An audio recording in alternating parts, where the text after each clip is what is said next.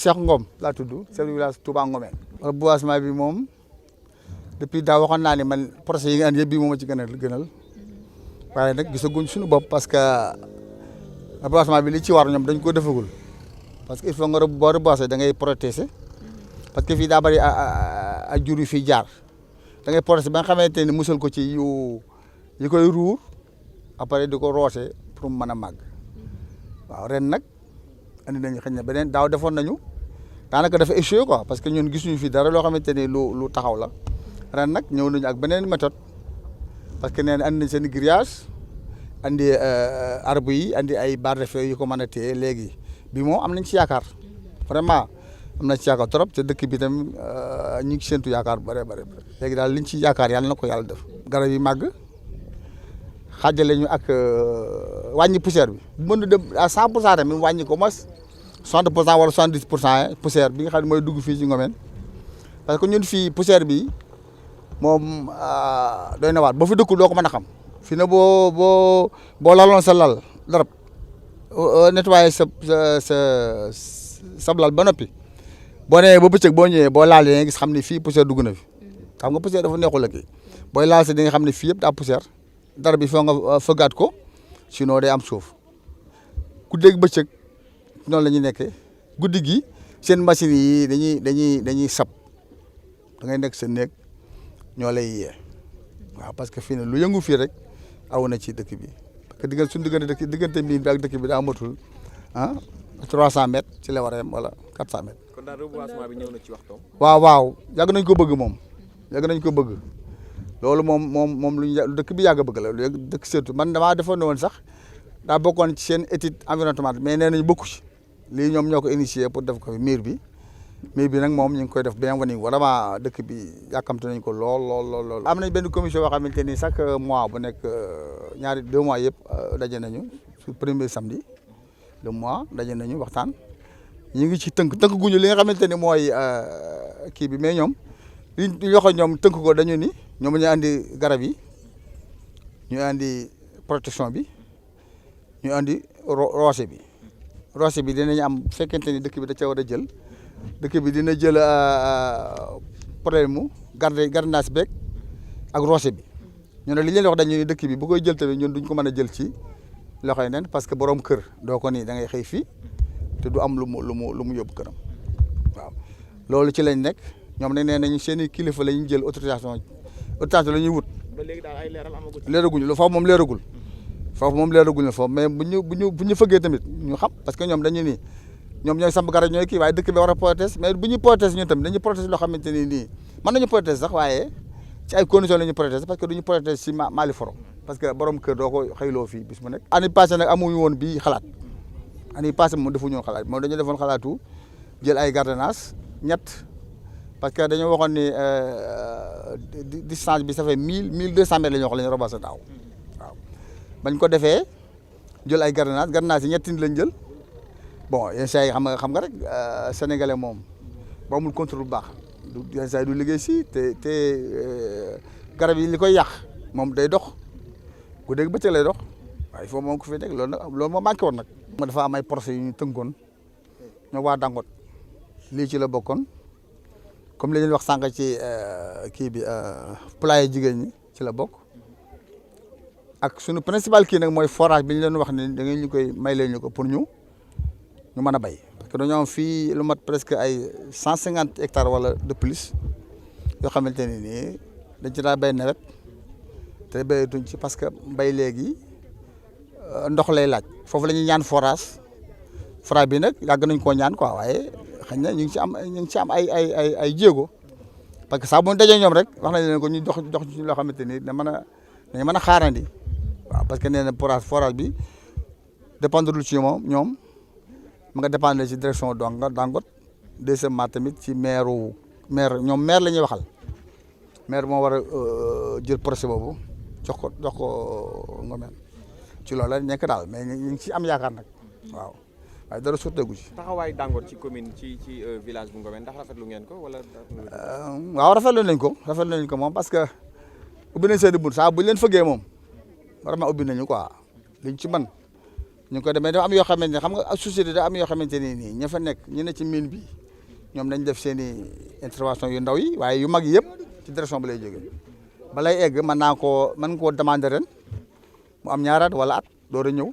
waaye li nga xamante ne moom lañ seq ñii ñoom ñii saa bu leen waxee ni leen léegi ñun dañoo soxla fii ngeen may ci benn camion latérite wala may ñu benn camion ndox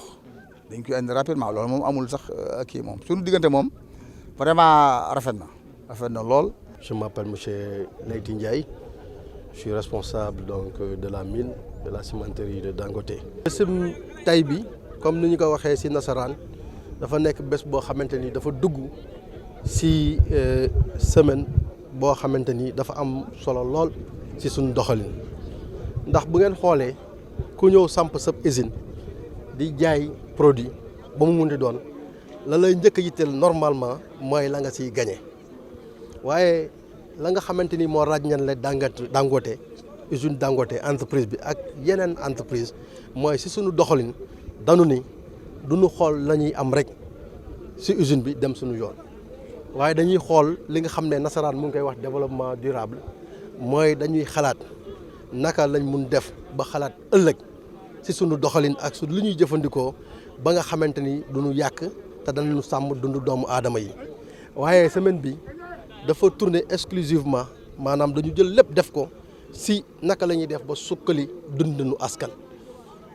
dundinu askan ci xeex ndool sukkali dundu askan ci yokk wérgu yaram ak lépp lu muy àndal sukkali dundu doomu aadama ci sukkali njàng dimbali jigéen ñi ba ñu nekk ñoo xamante ni dañuy active dañuy bokk ci doxalinu société dimbali aussi askan ci ndox ak cet dimbali tamit askan ci maanaam jaww ji ñu dëkk fi ñu dëkk naka la ñuy def ba yaxanal ko ci maanaam saxal ay garab donc bésu tey bi nag ponk boobu la jël ndax bés bu ci nekk am na loo xam ne jël na ko ndax su ngeen xoolee jaar nañ ci communes yu bëri jàppale nañ njàng bi jàppale nañ maanaam santé bi waaye tey nag dafa jublu ci maanaam naka la ñuy def ba sukkali suñu gox yi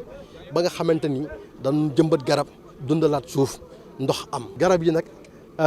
ci programme bi ñu ngi fas yéene jëmbat tey 250 maanaam ñaar téeméer ak juróom fukki garab moom lañ fas yéene tey ci mur bi waaye yemul fii su ko defee bu ñu jógee ci lii danañ demaat ci suñu jardin bi jëmbalaat fa tamit téeméeri garab ba pare tamit am nañ yeneen programme diggante bande boobu ngeen gis bi ngeen di ñëw moom it am na ñetti téeméer yu ñu fa saxaloon ñetti téeméer yi daanaka 20% jóge na ci donc mu ngi ay 70 danañ leen remplacer. jëmbat garab nag wax dëgg yàlla da nga ko war a toppatoo waayante tamit ba ñuy jëmbat garab ñun dañu woo borom xam-xam boo xamante ni garab rek ci lay dund c'est l'ancien directeur des parcs forestiers du Sénégal moom moo nekk koo xam ne mooy acteur ci jëmbat garab ñu choisir garab yoo xamante ni boo leen jëmbatee garabu dëgg la maanaam même bu fekkente ne arrosé woo ko bés bu ne moom dafa résistant du dee donc jëmbat garab nag wax dëgg yàlla da nga koy toppatoo ndax lu dund rek bakkan boo gis muy mala di garab di gàncax di doomu aadama dañ ko war a toppatoo si loolu tey jii bu ngeen xoolee programme bi dañu si tegaale ay barrières ak ay barres de fer ba pare indaale citerne loolu du activité pour tey donc dafay continuer pour topp garab yi ak communauté bi ak waa mairie pour saytu garab yi topp leen ba ñu dund. waaw impact projet bi ponk yi bari na waaye ponk bi si ëpp solo mooy ku xam mine ak carrière xam ni dafa ànd ak poussière buy jóg wante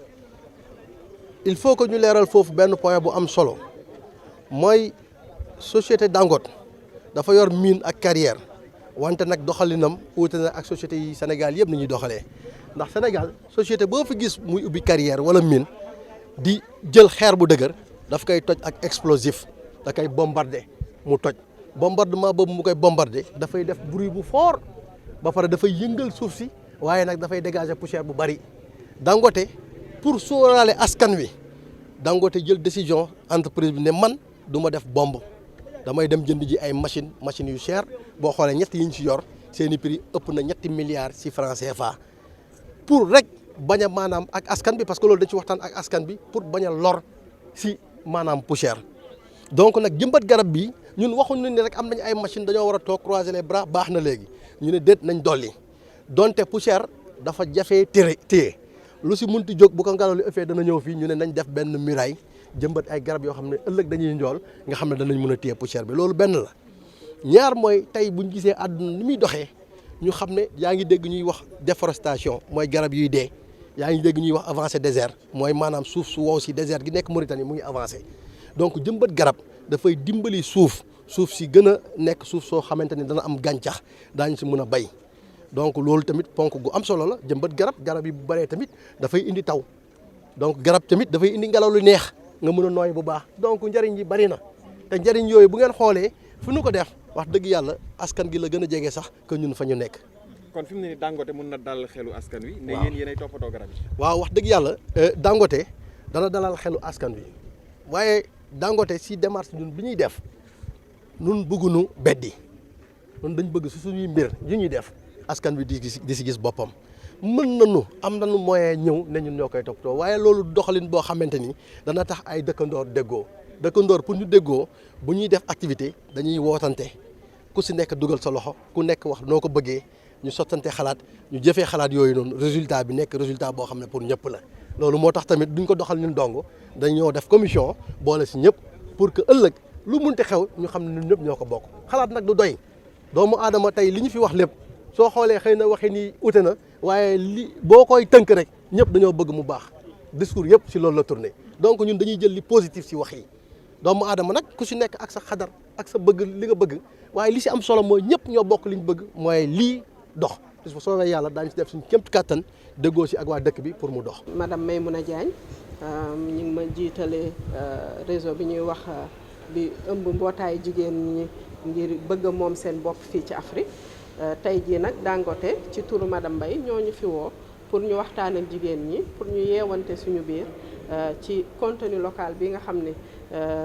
président defoon na ko ci pétrole ak gaz waaye aussi pour fexe waxtaan ak jigéen ñi ba ñu xam jigéen nan lay moomee boppam ci liggéeyam ak fan la war a jaar ba lépp loo xam ne soxla na ko ci biir liggéeyam tamit mu jot ci. li ñu mën a xam ci contenu local li ci jiitu mooy suñu waxee pétrole ak gaz rek du caagi na mooy liggéeyu góor jigéen amu ci wàll. amul benn liggéey boo xam ne taxaw na te jigéen amu ci wàll ndax soo xoolee Sénégal jigéen ñi ñoo fi ëpp fuuf góor ñi donc lépp lu ñuy def te bëgg ci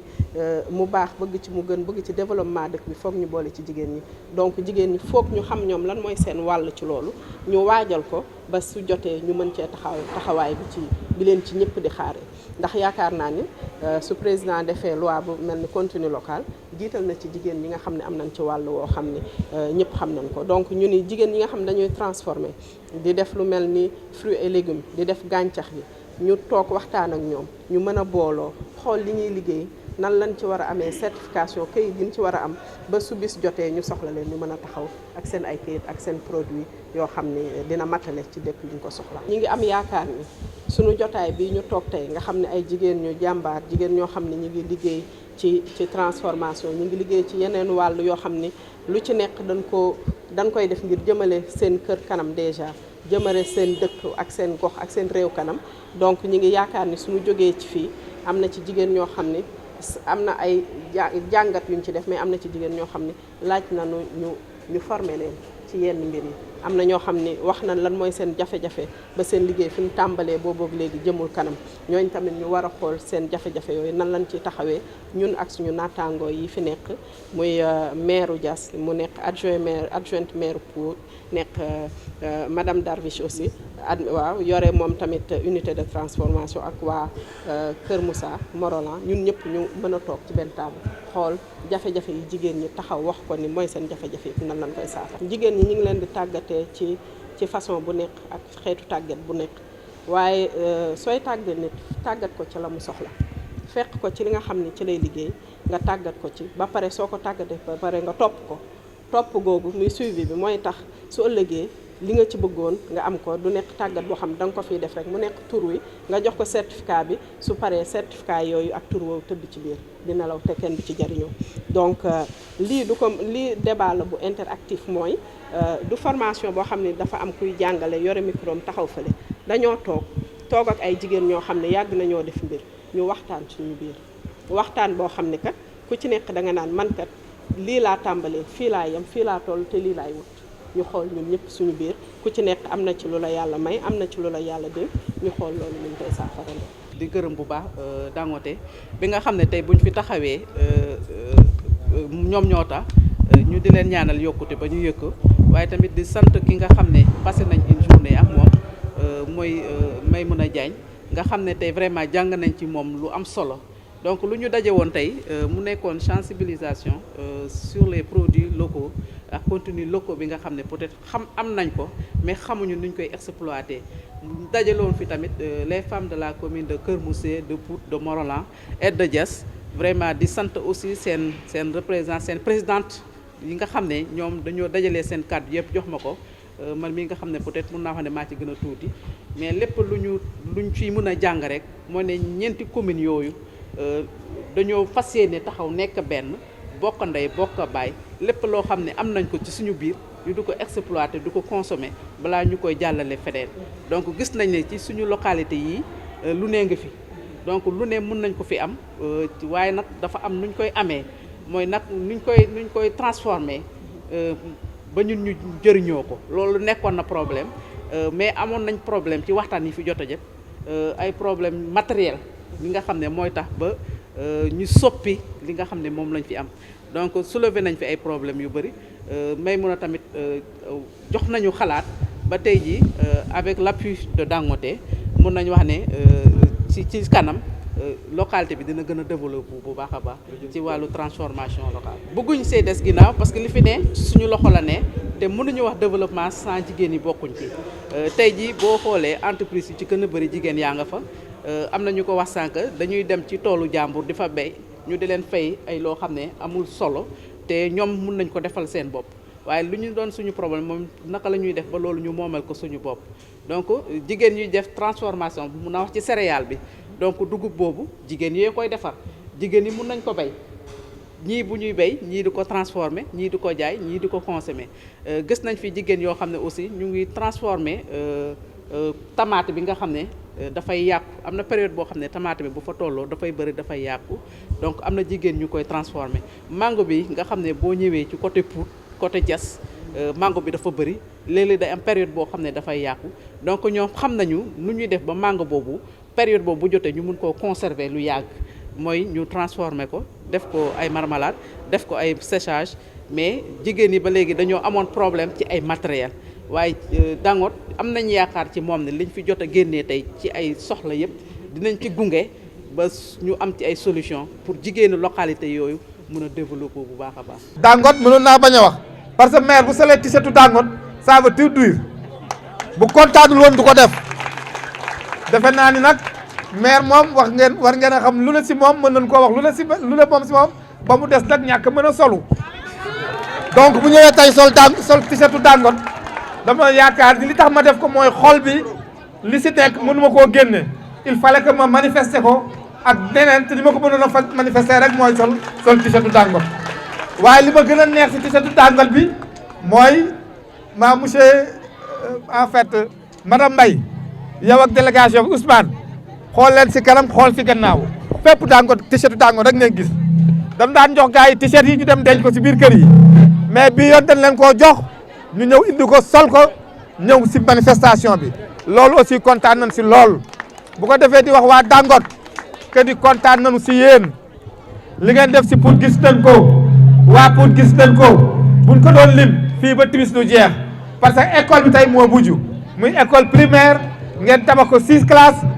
am ay bloc administratif am sanitaire mais équipé ko ak ay table banc li gën a jafe nag mooy équipé ay table banc Sismar te table banc Sismar nag war ngeen a xam ne dafa cher mënoo ko am moins de 50 000 benn donc Dangote en dehors que day def mais day def la qualité heureusement ba ngeen kase teg nit ñoo xam ne aussi qualité rek la ñu bëgg parce que bu ngeen ñu defaloon indil ñu lu qualité aussi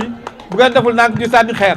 waaye li nga ñu fi indi ay qualité la donc loolu dañ leen koy santé loolu mooy wane ni aussi ciment bi ngeen di def ciment de qualité la may lancer appel sama collègue maire département yi sama collègue maire région yi ngeen waxanteeg askan bi ñuy ñëw di jënd ciment Dangote parce que Dangote nag moo fi indi 42.5 ndekete gars yi dañ ñu daan nax rek man je suis un entrepreneur du ma maire bi daf maa dab rek mais entrepreneur la waaye dañ ñoo yàgg ci ay ciment dinu nax naan 32.5 boo waxee 42 ñu mënu fee am Dangote ñëw indi fi 42 ba pare di ko jaayee prix 32.5 qualité bi 2 fois supérieur que 32.5 léegi nag ñi si des obligé topp ko si loolu damaa yaakaar ni boo nekkee si dëkk def fa 70 ans ñii def 50 ans di ñax askan bi Dangote ñëw deful 4 ans ñëw ni leen man dama leen di war ni dëgg gi lii la defe naa ni képp kuy dëgg war ngaa ñëw ànd ak Dangote di jënd ciment di ko utiliser parce que moo gën a wóor moo gën a dëgër te moo gën a yàgg te naxuñu nit ñi aussi ciment bi tamit booba ba léegi si la baissé bu fi nekkuloon ba léegi ciment baa ngi 70 mi ngi 70 000 waaye bi Dangote dikkee la ñu bloqué prix yi te prix yi yenn saa yi mu wàcc donc ñun Dangote loolu dañ ko siy gërëm may lancé appel sénégalais yëpp nag sama parce que tey du ma wax sax si turu maire bi waaye si turu entrepreneur bi may lancé appel sama moroom entrepreneur yi que ñu ñëw di dëng si Dangote et di leen wax aussi que di Dangote kontaan nañu si yéen yéen a ñu defal maternité en collaboration bien sûr avec la mairie tey ngeen defal ñu école bi ma leen di wax di incha allah rabi yéen xale yi nga nekk xam ne dafa nekk lycée te dafa xat lycée ba gis ngeen ni mu mel daanu waxtaan ak Dangote pour que ñu seet nan la ñu yokkale foofu salle de classe yi bu ko conseil municipal bi d'accord parce que loolu nag am na du droit annoncé ko parce que ñun ñooy bureau municipal en l'occurrence Mor Ndiaye ak ma jigéen Derviche ñun ñoo yore bureau municipal ñooy proposé yóbbu conseil municipal bu ñu demee ñu adopté wala ñu rejeté te ñun bu kenn waxee rek si bureau bi keneen ke d'accord na sa lu mu wax te incha allah rabi li ñu fas yéenee jox en 2022 daan si dugal si lycée bi daan si dugal si stade bi parce que stade bi dafa am leneen luñ fa xalaat mooy gas fa loo xam ni benn forage la boo xam day def 100 mètres pour dans l'avenir ñu jéem a am gazon naturel mën naa nekk te étudier nañ ko te loolu Dangote dana si jàpp. leneen li may wax mooy Dangote mi ngi si social bi mi ngi si pay màkka yi mi ngi si suukaru koor yi mi ngi si kaye yi mi ngi si lépp loo xam ne rek askan bi soxla nañ ko Dangote di siy jàppale. defe naa ni démb la marché la mujj marché dem am lu am solo lu mu fa def te war koo eggale yoon wii bi nu waree ñëw ñoom ñoo ñëw defaral ñu ko te loolu nun la waroon ak yeneen yoo xam ne buñ ko doon lim du jeex moo tax daal ñu ni Dangote nun kontaan nañu si yéen ñu ngi leen di ñaanal yàlla liggéey bi yàlla gën koo jëmale kanam yéen ñi fay liggéey aussi yàlla may leen wër kattanal leen ba projet yi ngeen am loolu yàlla eggale ko en tout cas kontaan nañu bu baax si yéen ñu ngi leen di sant di leen gërëm di wax ni encore une fois ñi ngi wax si turu conseil municipal bi le bureau municipal est là en l'occurrence Mor Ndiaye premier adjoint ma jigéen deuxième adjoint ñooñu ñoo constitué bureau municipal les conseils pratiquement ñëpp a ngi fi parce que bu ñu nee président commission yaa ngi fi Gora Mbaye mii mooy président commission jeunesse Thierno Ndiaye président commission environnement ak urbanisme Adja Ndeye Bob bi nga xam ni santé moom foo ko dis mu ngi siy dox te nit ñi xamuñu lu tax mu siy dox fekk na mooy président commission santé Amath mi ngi fi ak yeneen conseil yi nga xam ne vraiment gisuñu leen mais wóor na ni ñi ngi fi bu ko defee conseil municipal bi yëpp ñu ngi leen di nuyu ñi ngi sant waa Dangote di leen gërëm di sant population bi di leen wax ni en tout cas nun du ñu nekk sax di leen naan doléance parce que lépp loo xam ni tey seen waru gar la da ngeen ñëw approcher le bureau municipal ni ah nangam da ngeen am lan ngeen si bëgg a def soit ñun ni yóbbu leen dispensaire wala indi leen sant yàlla wala yóbbu leen feneen yéen waa sant yàlla nag fi laay daaneele mooy incha allah rabi c'est vrai que nag ñi ngi jëm si élection municipale dans 3 mois moo tax lu ñuy diggaate aussi dañ koy yemale si ñetti weer rek moo gën a wóor wala décret bi si jëw est-ce que si jëw ñu décret bi sax bon naa bàyyi décret bi ba beneen yoon mais dañuy dem élection dans 3 mois mais jàpp leen ni sant yàlla bu ñuy dem tamit daan fi bàyyi dossier bu dëgër dossier blindé pour que ñu defal leen marché parce que loolu dafay jaadu muy un marché central daan leen defal bu ñu amee suuf poste de santé loolu moom bu ñu ko amoon sax balaa décembre ñu defar ko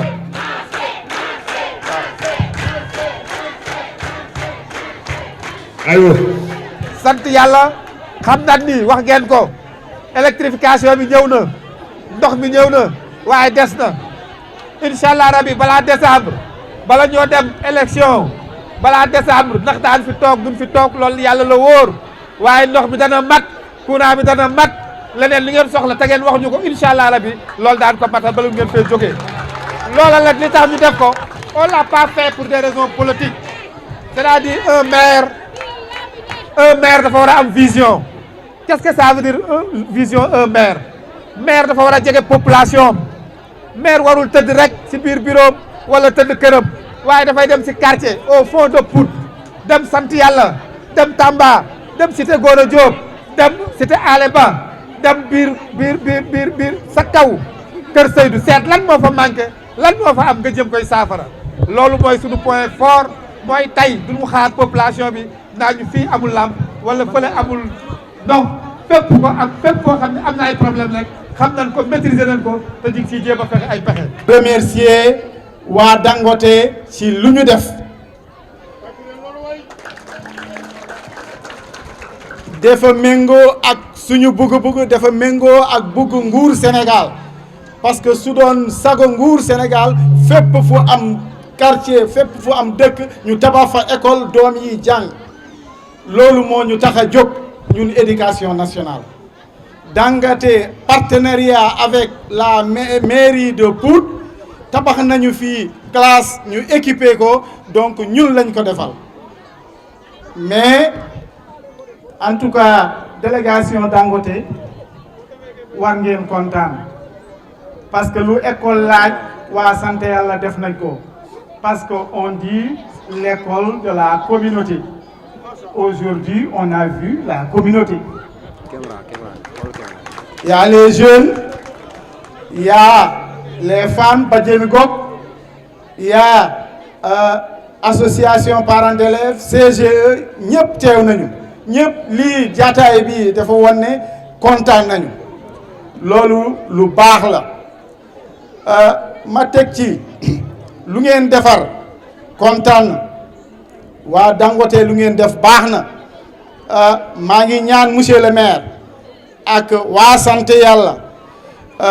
nit suñ ndimbal na fekk ci loxo boroom suñ leen dimbalee jàppal leen ba tabax leen classe école bi war nañu sécuriser def ko mur loolu am na solo war nañ ko sécuriser mu am mur waa sant yàlla maa ngi leen wax sant leen yàlla parce que bi ñu tabaxee man bi ma yégee tabax nañu 6 classes xaaruma kenn munoon naa noppi ba ma gis seen demande pour ma ubbi ko mais dama déclarer école bi ma dugal ko ci mouvement national bi ma ko dugalee mouvement national waa ministère éducation nationale jàppale ma kooku directrice war na kontaan madame Mbaye ici directeur bu mu war a nekk jigéen lay nekk affecté nañu fu directrice bu jigéen et puis jigéen rek mooy jiite école bi poste priorité femme. Pour votre information affecté nañ fii ñaar benn bu jigéen mooy directrice bi affecté nañu fii ñaar déjà ci mouvement national ngeen xam loolu waa Pout waa sant yàlla xam leen donc ñun yéeg nañu lu ngeen def ñu ngi ànd ak yéen. dégg naa ngeen wax nañu yokk ba 6 classes il faut ngeen ñëw ñu toog ñu waxtaan école waxtaan la école ñetti tànk la yor élève jàngalekat ak parents d'élèves il faut ñu monter CGE bu dëgër il faut ñu monter association parents d'élèves jàngalekat yi ñëw élèves yi ñëw ñu toog waxtaan xool naka la ñuy def pour école bi dox teerto bi rafet na jataay bi rafet na wante bu mu yem fii de école dafa gudd tànk dañu bëgg a am résultat yu baax xale yi réussir dem collège dem lycée am baccalauréat nekk leneen ñëwaat njëriñ waatu loolu mooy kon bëgguma guddal waxtaan bi maire lépp loo wax man sama xol yàlla moo ma indi Pout boole ma ak yéen nit nag fi ngay fanaan ñooñu lu ñu yëkkati nga dugal ci sa loxo te nga ñëw fekk dañu taxaw fippu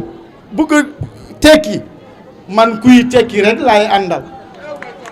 ngeen xam ne danaa leen jàppale danaa def lépp lu mu mun pour éducation fii ci Pout développer. jërëjëf waa Dangote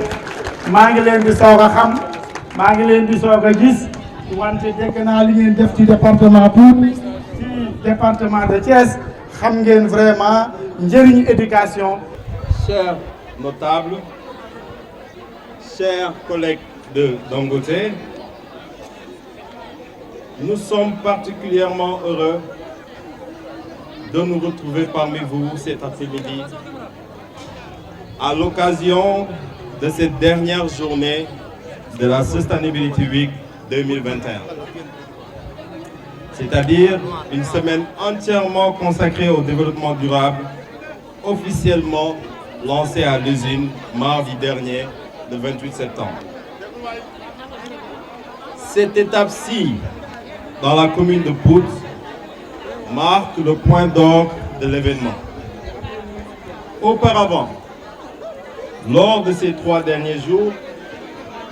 nous avons tour à tour été dans les communes voisines de Keur Moussa, Morolan et Diass, pour, comme d'habitude, apporter notre soutien aux municipalités en cette veille de rentrée des classes. Mais la cérémonie d'inauguration de l'école élémentaire de Santiyala, qui nous réunit en ce moment, revêt une importance capitale pour nous parce que tout simplement l'accès de tous les enfants à une éducation de qualité est une condition indispensable pour le développement des communautés et du pays. Ensuite, l'accès du plus grand nombre de l'éducation de qualité figure parmi les 17 objectifs de développement durable des Nations Unies et figure également parmi les 6 ODD ciblés par Dangote Cement Sénégal dans le cadre de sa stratégie de mise en œuvre de la sustainability. C'est ce que nous appelons chez nous, monsieur le maire, le Dangote Way ou la méthode Dangote. Pour revenir au thème de cette cérémonie qui réunit aujourd'hui, c'est-à-dire l'éducation, nous l'avons toujours dit et répété, le groupe Dangote en général et Dangote Sénégal en particulier y attache un prix fort, mais aussi à la santé. 2 piliers sur lesquels repose tout développement durable. Le 27 août 2020, j'avais moi-même procédé en compagnie des autorités municipales à la pose de la première pierre de cette école élémentaire. Dieu merci, elle est aujourd'hui devenue réalité. C'est un joyau de 6 salles de classe, plus un bloc administratif et 2 blocs sanitaires qui au total a coûté pas moins de 47,5 millions de francs CFA. Ce projet, monsieur le maire, qui est né des rencontres de concertation entre la direction de Dangote Cement Sénégal et l'équipe municipale de Pout, était une véritable demande sociale. En effet, Santiyala, nouveau quartier de Pout Sud. Santiyala est aujourd'hui confronté à une expansion démographique et géographique expansionnelle et ne disposait jusqu'ici d'aucune infrastructure scolaire.